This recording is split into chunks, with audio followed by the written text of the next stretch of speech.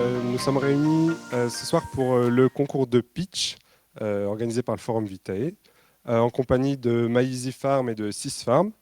L'événement va s'organiser de la manière suivante. Les deux entreprises vont se présenter pendant 5 minutes ou moins de 5 minutes et le jury qui va se présenter donc tout de suite après délibérera ensuite sur le meilleur pitcher. Et donc les deux participants recevront donc des lots avec donc pour le premier une remise sur une étude de la junior entreprise AgroParisTech et pour le deuxième une place gratuite pour le forum Vitae de l'année prochaine avec par-dessus tout ça donc un post LinkedIn que fera l'association des alumni AgroParisTech pour relayer comment la fondation Alumni AgroParisTech pour faire de la communication sur les deux startups. Tout de suite, du coup, je laisse la parole au jury pour qu'il puisse se présenter. Bonjour à tous. Déjà, merci beaucoup au Forum d'avoir organisé cette session de pitch. Moi, je m'appelle Tiffaine, je suis agro de formation. J'ai été diplômée en septembre et je travaille aujourd'hui pour le fonds d'investissement Cap Agro, qui investit dans des startups innovantes de l'agtech et de la foodtech, qui génèrent déjà un peu de chiffre d'affaires, donc avec un threshold à 1 million environ, ou 3 millions, ça dépend des business models. Mais voilà, ravi de vous entendre pitcher aujourd'hui. Bonjour à tous, merci pour votre invitation et la bonne organisation pour le Forum Vitae. Je suis Romain, responsable communication à AgroParisTech Service Études, donc la junior entreprise d'AgroParisTech. En quelques mots, la junior entreprise AgroParisTech, c'est une association professionnalisante qui a une vocation économique mais à but non lucratif. Et donc nous, on va avoir un rôle intermédiaire entre d'une part les entreprises et d'autre part les étudiants. Donc les entreprises expriment un besoin, donc nous demandent des études et nous venons les transmettre aux étudiants. Et donc si ces études répondent à notre engagement RSE, nos valeurs RSE et que les étudiants sont compétents, ils pourront les réaliser. Donc on leur permet d'avoir un premier pas dans le monde professionnel. Merci. Bonjour à tous. Moi, je m'appelle Julie. Je suis responsable développement de la Fondation AgroParisTech. Donc, merci pour cette invitation, puisque la Fondation AgroParisTech est un outil créé pour et par la communauté AgroParisTech. Donc, on est ravis de pouvoir être jury aujourd'hui et peut-être vous donner des conseils et de la visibilité en plus. Hâte de découvrir vos pitchs. Super, merci pour cette présentation. Du coup, juste avant de commencer, je rappelle les critères d'évaluation de ce pitch, donc qui reposent sur le caractère innovant de la startup, la durabilité environnementale, sociale, mais également économique. Donc, tout de suite, je laisse la parole à MyEasy Farm pour le premier pitch. Merci beaucoup. Bonjour à toutes et à tous. Adeline De Vrient, donc responsable marketing MyEasy Farm et agricultrice également. Je vais commencer par un chiffre, 1 million de tonnes équivalent CO2 d'ici 2025. C'est notre objectif chez MyEasy Farm, parce que le contexte actuellement, il a deux volets. Le premier, c'est que l'agriculture, c'est le second émetteur de gaz à effet de serre en termes de secteur. Donc c'est à peu près 85 millions de tonnes équivalent CO2. Donc ça, c'est le verre à moitié vide. Mais le verre à moitié plein, c'est que l'agriculture, et ça il faut le rappeler aussi, c'est aussi une source incroyable, un puits carbone naturel. Et chez MyEasy Farm, on a décidé de capitaliser sur ce verre à moitié plein, ce point positif de l'agriculture, en mettant en service notre expertise d'échange de données et en tant qu'éditeur de logiciels et de plateformes digitales, en proposant une plateforme digitale qui permet de générer des crédits carbone fiables sur une exploitation agricole. Sur une exploitation agricole grande culture. Et donc, ça s'appelle MyEasy Carbone. Et donc, MyEasy Carbone, en fait, c'est donc une plateforme digitale en 3 volets. 3 volets, c'est-à-dire elle permet de réaliser un diagnostic carbone d'une exploitation.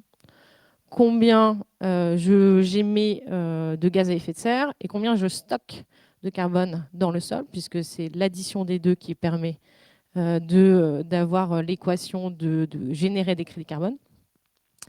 Ensuite, l'outil permet de simuler des gains potentiels de crédit carbone, puisque à partir de leviers définis par certains modèles, on va pouvoir proposer à l'agriculteur X crédit carbone en fonction de ses désirata.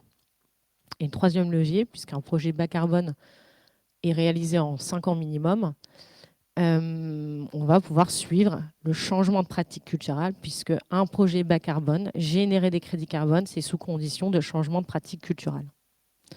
Voilà, donc nous, on propose un produit, un outil, mais aussi, au-delà de ça, un accompagnement sur les projets bas carbone de A à Z. On propose des crédits carbone fiables. Alors, vous allez me dire fiables, comment, pourquoi ? En fait, on est l'une des premières applications, enfin plateforme digitale pour être exact, à être certifiée conforme label bas carbone grande culture. Le label bas carbone grande culture, il a été édité, réalisé par l'État, hein, c'est le ministère de la Transition agroécologique, l'été dernier, 2021, et on a pu du coup sortir notre outil et le certifier. Et donc le caractère innovant, on le voit, c'est le carbone sur la partie agriculture, grande culture. Mais c'est aussi du coup la fiabilité des crédits carbone, puisqu'un marché carbone a besoin de confiance avec des acheteurs de crédits carbone. Et l'aspect, si je puis dire, environnemental, social et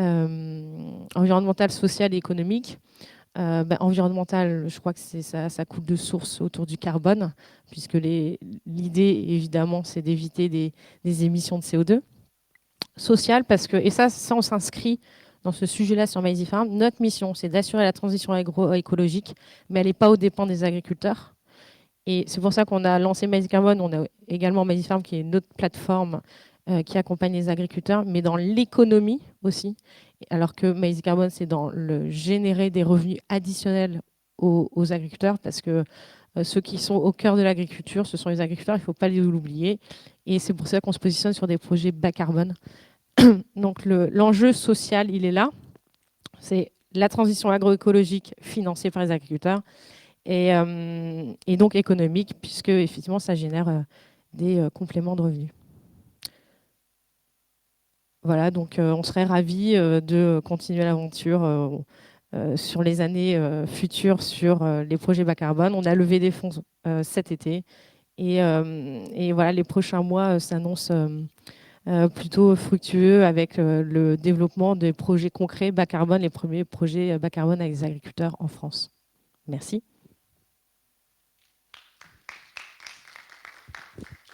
Super, merci beaucoup pour cette présentation. Je laisse la place à Sisfarm maintenant.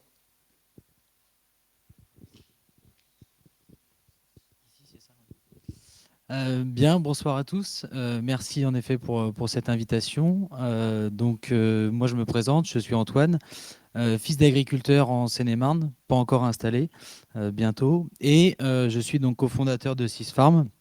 Sisfarm qui est du coup un opérateur de compensation carbone également. Et donc nous, chez Sisfarm, on a deux grandes activités. La première, c'est effectuer les bilans carbone des agriculteurs. Et la deuxième, c'est de les accompagner, d'aller jusqu'à la valorisation de ces crédits carbone, de les faire financer par des entreprises qui s'intéressent à la compensation carbone.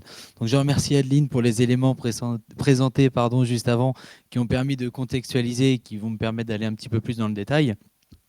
Donc pour bien comprendre, en effet, et c'est assez essentiel, c'est de réussir à montrer que l'agriculture est une solution pour demain, qu'elle a des grandes capacités à réduire ses émissions, mais qu'elle a également des capacités de stockage de carbone qui sont très conséquentes, rôle qui est majeur dans l'atteinte de la neutralité carbone 2050. Et donc, nous, chez Sisfarm, on met en place notre outil auprès de nos partenaires qui sont des coopératives, des négociants agricoles, des chambres d'agriculture, également des GI2E ou des CETA. On les forme à toute cette notion de qu'est-ce que la compensation carbone, comment ça fonctionne chez un agriculteur sur son exploitation. Et donc, ils utilisent notre outil pour en effet réaliser les bilans carbone. Et au-delà de ça, on va avec eux sur l'aspect valorisation, on les aide, on finance ces crédits carbone avec des entreprises qui s'y intéressent. Si je devais du coup apporter quelques petites précisions, En effet, donc, pour réaliser un bilan carbone, c'est vraiment essentiel à comprendre. On analyse les pratiques actuelles de l'exploitation agricole. Aujourd'hui, qu'est-ce qu'il émet et qu'est-ce qu'il stocke ou déstocke, parce qu'il y a des agriculteurs qui n'ont peut-être pas forcément les meilleures pratiques. Ce n'est pas du tout pour critiquer ou quoi, c'est une réalité. L'objectif, c'est au moins qu'ils fassent un bilan, qu'ils s'en rendent compte pour peut-être demain changer justement ces pratiques. Et donc, on va regarder avec eux si, en modifiant certaines choses, peut-être demain en diminuant le labour, en diminuant les engrais de synthèse, en modifiant, en introduisant des nouvelles cultures dans la rotation ou quoi que ce soit, qu'est-ce que ça va permettre de jouer sur le levier émission ou sur le levier stockage de carbone, idéalement sur les deux. Et donc, c'est en effet comme ça que sont générés les crédits carbone. Ils sont appliqués, bien évidemment, des notions de rabais dues à des incertitudes, etc. Et donc, on les engage également dans le label bas carbone. Je pense qu'on peut être assez fier de le dire. On est aujourd'hui peu d'outils qui sont labellisés dans le cadre du label bas carbone. Donc, on a été audité par un organisme externe qui est venu vérifier notre outil et qui, en effet, a constaté que voilà, toutes les formules, etc., tout était bon. Et ce qui nous permet, en effet, d'aujourd'hui d'inscrire ces agriculteurs et partenaires dans des démarches label bas carbone pour générer les crédits carbone sur une durée de 5 ans. Donc, en effet, tous les ans, on met à jour les bilans pour vérifier l'agriculteur en fonction des pratiques de l'année, parce qu'on travaille avec du vivant, est-ce qu'il est toujours sur la trajectoire initiale ou est-ce qu'en effet, voilà, en fonction de son année, il a pu adapter ses pratiques, etc. Donc tous les ans, on adapte le paiement des agriculteurs des crédits carbone en fonction de l'atteinte qui a été réalisée. Et donc, grâce à tout ce mécanisme, grâce au label bas carbone, on arrive également à identifier des co-bénéfices, c'est-à-dire est-ce que tous ces impacts-là, tous ces leviers qui ont été mis ont des effets favorables sur la qualité de l'air, la qualité de l'eau, l'érosion des sols, la diversité des cultures, etc. Ce sont quand même des notions qui sont très importantes. On se base aussi énormément là-dessus pour en parler auprès des entreprises, parce que pour beaucoup, les entreprises ont encore trop la vision de l'agriculture comme agribashing. Donc voilà, l'objectif, c'est de leur montrer que l'agriculture est une vraie solution et qu'elle ne mérite que d'être accompagnée. Voilà. Merci.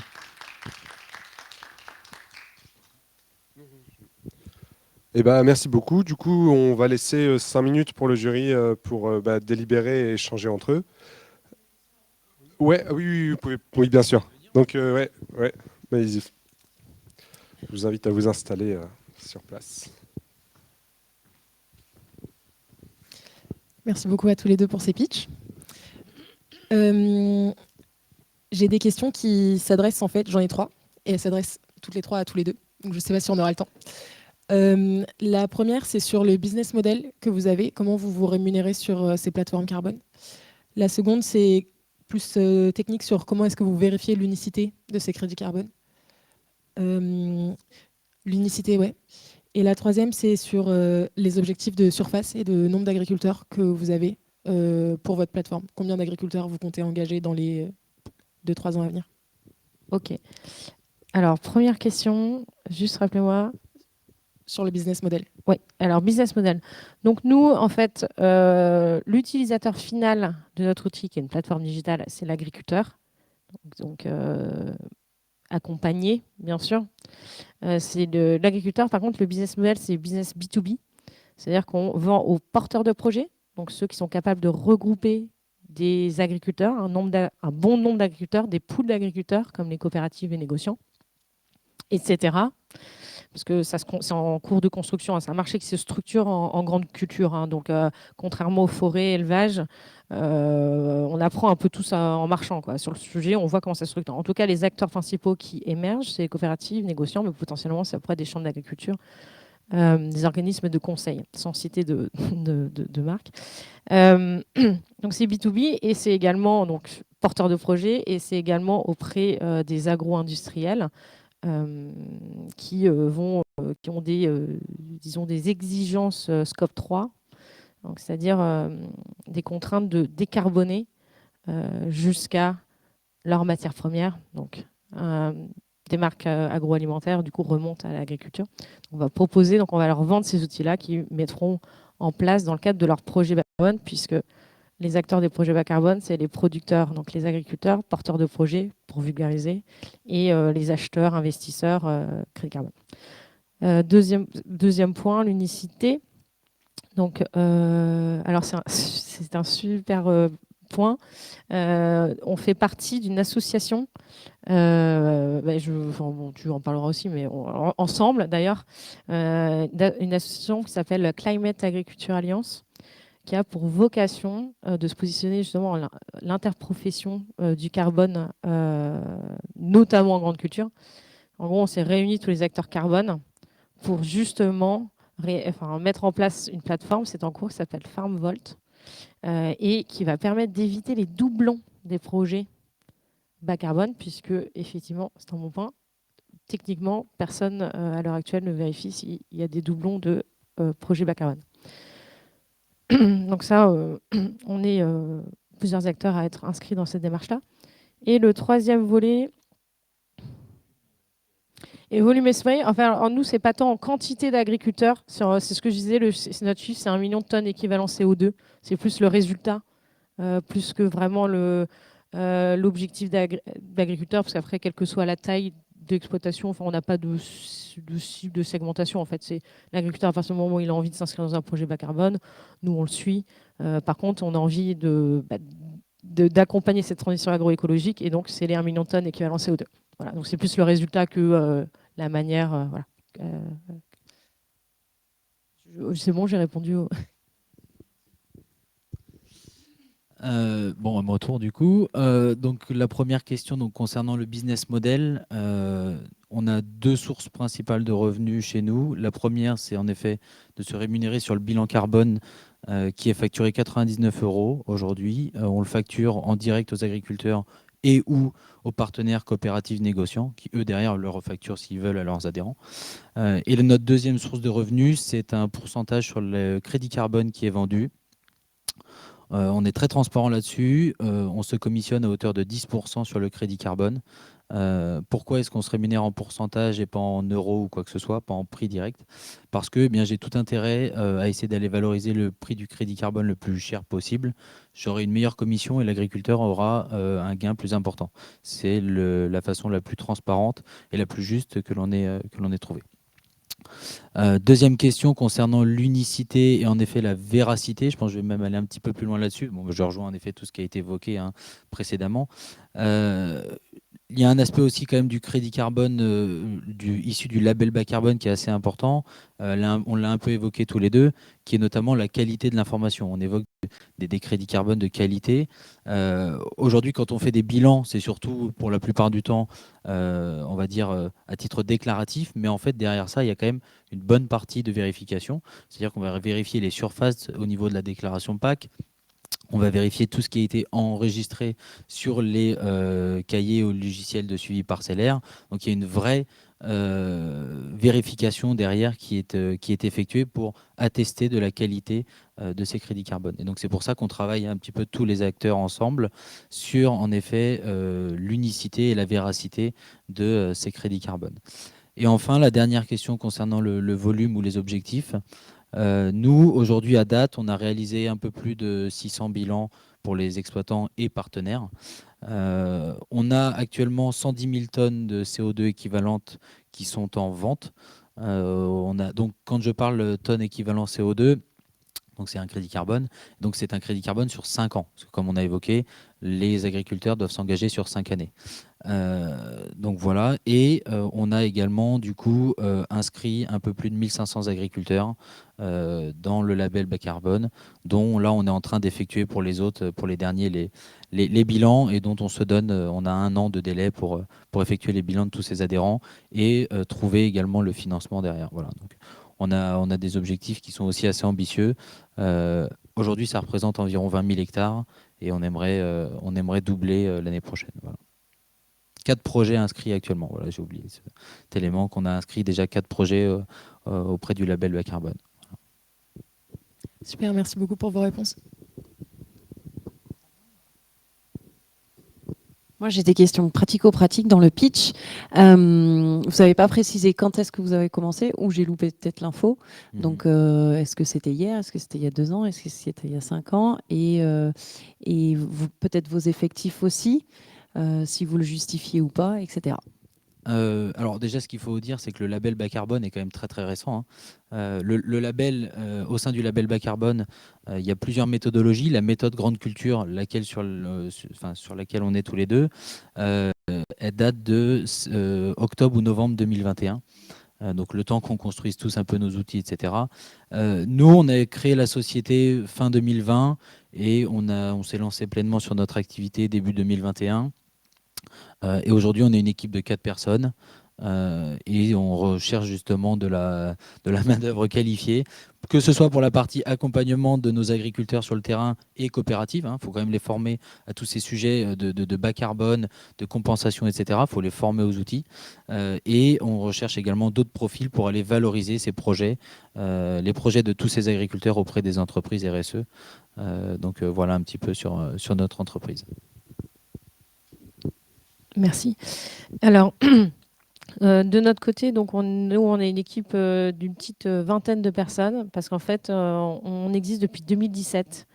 Donc, MyEasy Farm, qui a lancé donc une solution, une plateforme digitale pour moduler facilement. Donc, c'est pour piloter sa stratégie d'agriculture de précision. Et donc à partir de là, on avait une expertise d'échange de données, de gestion de la donnée, d'agrégation de la donnée à partir de cette plateforme-là. Et voilà, c'est à partir de là qu'on a suivi la création du label bas carbone de très près, ce qui nous a permis, quand le label bas carbone est sorti en 2021, dès septembre, parce qu'il est sorti en août, dès septembre, en fait, on a pu sortir notre logiciel. Et donc, oui, on est une petite vingtaine de personnes en France et à l'international, donc également Italie et Brésil, et, agronomes et développeurs IT, tous issus du monde agricole, que ce soit par la formation ou par le métier aussi. Voilà.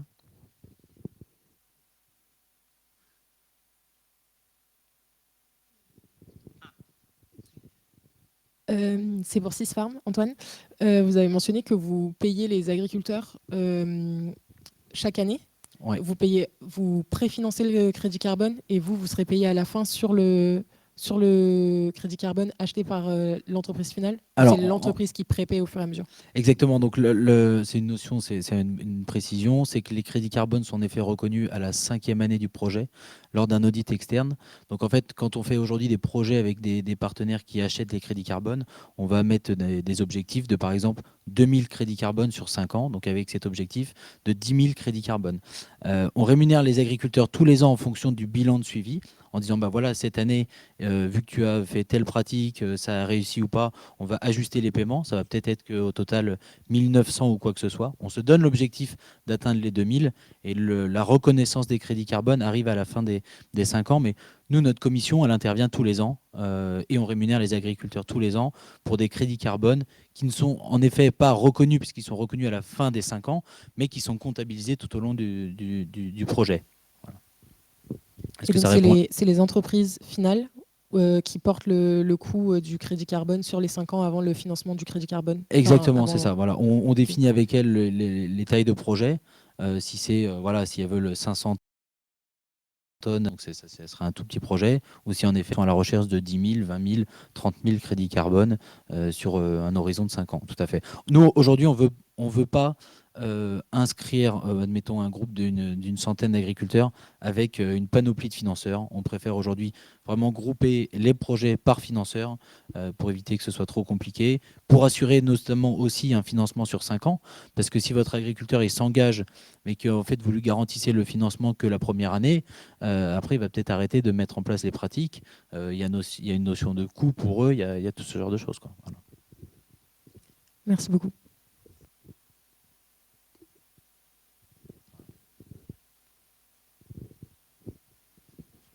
Bon, on va du coup passer maintenant à la délibération. Et puis, s'il y a des questions dans le public, N'hésitez pas à les poser pendant ce temps-là. Bon, ben, donc du coup, je laisse la parole au jury pour annoncer, pour annoncer les résultats de la délibération. Oui, on a délibéré un peu longtemps. Merci pour votre patience. C'était vraiment dans un mouchoir de poche entre vous deux, parce que en fait, vos propositions de valeur sur ce que vous avez pitché aujourd'hui, c'est quand même assez similaire. Vous vous retrouvez dans la Climate Carbon Alliance, enfin, je pense que vous vous connaissez bien d'ailleurs, etc. On s'est dit que ce qui fait surtout, en fait, enfin, vous avez tous les deux présenté des entreprises, pardon, très innovantes, avec une forte portée environnementale et une forte portée sociale. Donc, ce qui fait plutôt la différence, c'est sur la pérennité économique. Et sur ça, en fait, on a plutôt favorisé Sysfarm parce que de ce qu'on a pu voir, en fait, moi, j'ai fait une étude du marché du carbone et la rémunération, pas uniquement avec un fee sur le crédit carbone qui est vendu, c'est un business model qui nous paraît plus pérenne et donc qui nous paraît justifié de placer Sysfarm en premier sur ce concours, mais vraiment ça se joue à rien. Et voilà. Est-ce qu'on peut faire des petits commentaires sur la forme des pitchs et les choses qu'on aurait aimé voir aussi? Oui, bien sûr. Ouais, très bien. Moi, j'ai trouvé que vos pitchs étaient très bons dans la mesure où je trouve que c'est très difficile de pitcher sans support. J'ai trouvé aussi qu'il y avait un peu un décalage entre vos deux pitchs lié au fait que vous avez pu présenter, en fait, poser tout le contexte et qu'Antoine, vous avez pu du coup profiter du fait que tout le contexte a été posé avant pour aller plus dans le détail. Ce que j'aurais peut-être aimé voir, c'est savoir ce que faisait MyEasyFarm au-delà de MyEasyCarbon, puisque c'était pas trop détaillé et qu'en fait, sur mon argument du business model, peut-être qu'il ne tient pas. Peut-être que MyEasyFarm a un business model à côté de MyEasyCarbon qui tient très bien la route et qui d'ailleurs pourra supporter, par exemple, le business model avec juste un fee sur le crédit carbone. Voilà. Je ne sais pas si vous avez d'autres commentaires.